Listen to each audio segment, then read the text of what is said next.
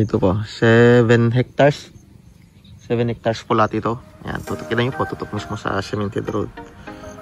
Ayan, papakita ka lang po. May bahay po doon, pero hindi nakasama. Doon may bahay rin po doon. Hindi na rin po kasama. Doon po ang boundary. Yung mga yan, kasama po yan. Marami. Itong nakikita nyo po na yan, kalabasa po yan. Tapos sa baba niya ay sagingan. Tapos may mga nyug po doon. Yun po mga mangga na ho yan, kasama po yan.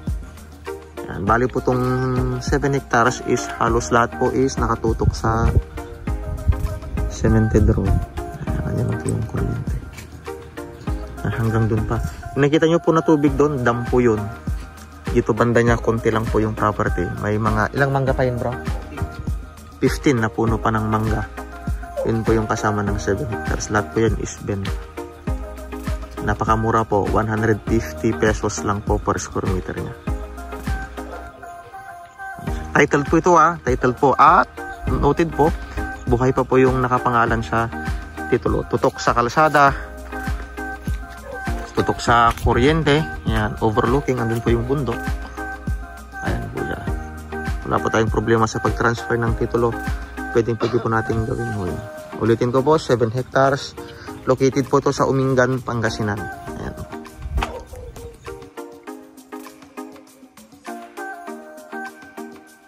Buwan po nito ay 7 hectares po lahat. Pero ang maganda po dito sa mga buyers po namin na naghahanap lang ng 1 hectare, 2 hectares, 3 hectares, 4 hectares, 5 hectares, hanggang 7 hectares. Pwede po tayong mag-cut po dito. Kaya kung budget price lang po ang hinahabol natin, gusto lang po natin kumuha ng 1 hectare, pwede po. Pero kung gustong cut natin is 2 hectares, pwede rin. 3 hectares, pwede. Pero kapag gusto po natin ng kabuuan ay 7 hectares, mas maganda naman po.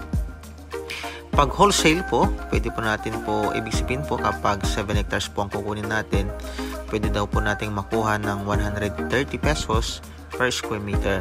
Pero kapag 1 hectare, 2 hectares lang po ang kukunin natin, ay aabot naman po tayo sa 150 pesos per square meter. So, yun po yung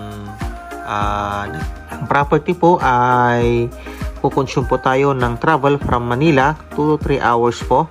Pag sa Baguio naman po is 1 to 1.5 hours.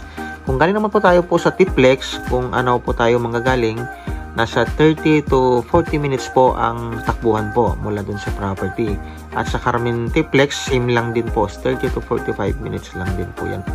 So sa mga buyers po namin na naghanap po ng magandang property na mabibili, napaka highly recommended po namin itong property po na ito. Wala na po tayong problemahin. Malinis po ang title nito. Updated po ang tax. Along cemented road po ito. May kuryente na rin po. Ang maganda po dito, hindi po siya ganun kamahal.